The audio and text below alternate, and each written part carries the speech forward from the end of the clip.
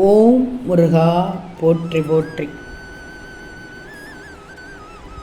என் அன்பு குழந்தையே, உன்னுடைய விடாமுயற்சி நிச்சயம் உனக்கு வெற்றியை தரப்போகிறது. வரும் 10/10/25 அனைத்தும் வெற்றியாக உனக்கு கிடைத்துவிடும். ஆக உன் பிரார்த்தனை நிறைவேறிவிட்டது தானே? நிச்சயமாக நீ ஆனந்த கண்ணீர் விடப்போகிறாய். என் தங்கமே, எதற்காக கஷ்டப்பட்டு உழைக்கிறாயோ அதற்கான உழைப்பு வீண் போகவில்லை. ஒன்று தெரியுமா? உன் முருகன் சொல்வதை கேள், நம்பு. கஷ்டம் இல்லாத மனிதன் என்று இந்த உலகத்தில் யாருமே கிடையாது.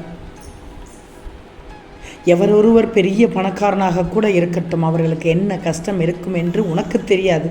ஆனால் கஷ்டப்படுகிற எல்லா மனிதர்களுமே போராடிக்கொண்டிருக்கிறார்கள். பணம் இல்லாதவர்களுக்கு பணக்காரங்களை பற்றி ஒரு எண்ணம் இருக்கும். அவங்க மட்டும் எப்படி பிரச்சனையை சமாளிக்கிறாங்க என்று.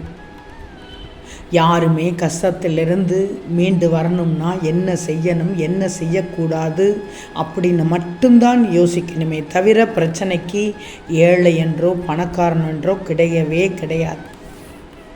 நீ மகிழ்ச்சியாக வாழணுமா? இறை நம்பிக்கை மட்டும் போதாது, கிடையவே கிடையாது. அதோடு நீ முயற்சி எடுக்கணும். முருகனின் பிள்ளைதான் இல்லை என்று சொல்ல மாட்டேன். உன்னுடைய முயற்சி, உன்னுடைய வேகமானது, உன்னுடைய உழைப்பானது மிக வீரியத்தோடு இருக்கணும். போராடணும் போராடணும் போராடணுன்ற எண்ணம் வரணும். எந்ததில் போராடணும்?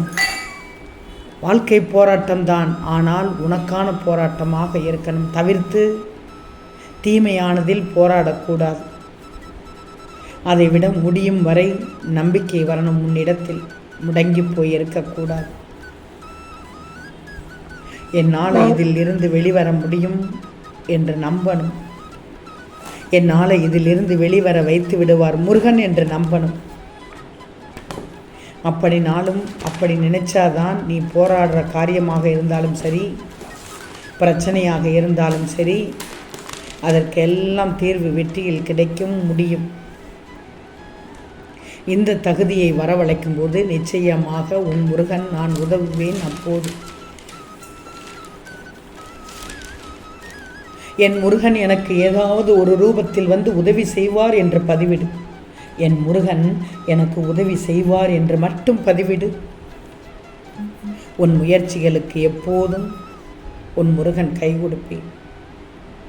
வாழ்க்கையை எப்படி எதிர்கொள்ளணும்னு நினைக்கிறதில் தான் உன் வெற்றி இருக்கு. நீ நினைத்தது நடக்கும். என் வாழ்க்கையை எப்படியாவது நல்ல முறையில் கொண்டு செல்லணும் அப்படிங்கிற எண்ணம் உன் மனதில் ஓடிக்கொண்டே இருக்கிறது. வாழ்க்கையில் பிரச்சனைகள் வந்த வண்ணமாகவே இருக்குது. எப்படி முருகா இதிலிருந்து போராடி ஜெயிப்பேன்? அமைதியாக இருக்க முடியவில்லையே முருகா. பிரச்சனைக்கான தீர்வைக்கான முதற்படியில் கூட எடுத்து வைக்க முடியாத அளவுக்கு நான் இருக்கிறேனே முருகா. அந்த அளவுக்கு எனக்கு தடங்கள் வருகிறதே முருகா. என்ன காரணம் என்று தெரியவில்லை முருகா. எதுவுமே கைகூடி வரவில்லை முருகா. குடும்பத்திற்காக வாங்கிய கடன் கூட என்னை அரித்து கொண்டிருக்கிறது, என்னை பாடாய் படுத்தி கொண்டிருக்கிறது, என்னை உறங்க விட மாட்டேங்கிறதே முருகா. ஒவ்வொரு நாளும் எப்படி கடனை அடைக்கப் போகிறோம்னு நினைத்து நினைத்து என் மனம் தள்ளாடுகிறது முருகா. இப்படித்தானே உன் எண்ணங்களில் ஓடுகிறது? இந்த நேரத்தில் இப்போது சொல்கிறேன் கேள். எனக்கு என் முருகன் உதவுவார், உதவி செய்வார் என்று பதிவிடு.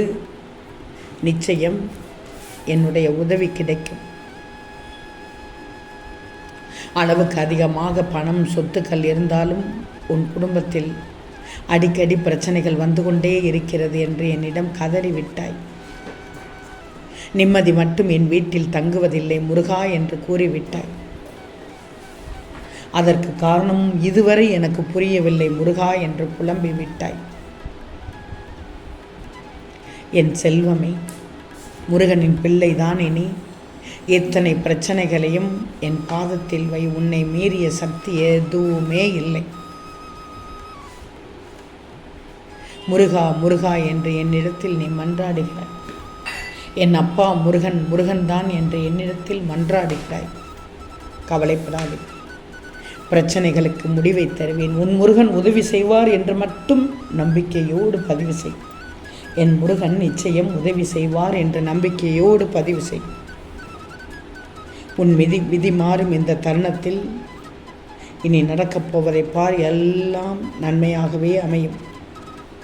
உனக்கான நேரம், அருமையான விஷயம், நல்ல செய்தி, மங்கள நிகழ்வு, பிரச்சனைக்கு நல்லதொரு தீர்வு, பணப்பிரச்சனைக்கு முடிவு என எல்லாமே நல்லதாக நடக்கப் போகிறது.